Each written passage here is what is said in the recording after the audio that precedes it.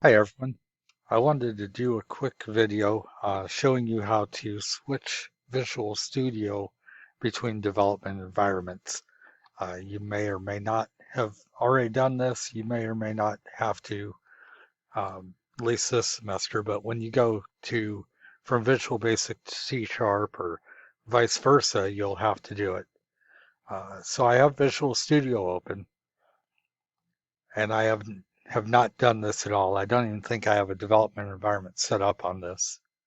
So, um, so what you'll do is you'll come up to Tools and you will go to Import and Export Settings and you'll choose Reset All Settings and then you click Next. You can save your settings or you can just eliminate them. It's up to you. If you have a reason to save them, save them. If you don't, then just eliminate them. And then you're going to choose for Visual Basic, you're going to choose Visual Basic. If you're going into your C Sharp class, you'll choose C Sharp and vice versa, and so on and so forth.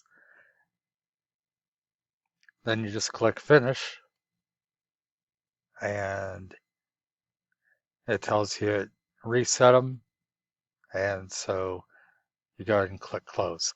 It may take a little bit of time if you've done this or have a lot of code or something in there. But like I said, for mine it was quick because I've never actually used Visual Studio on this computer after I installed it. So that should help you out with that.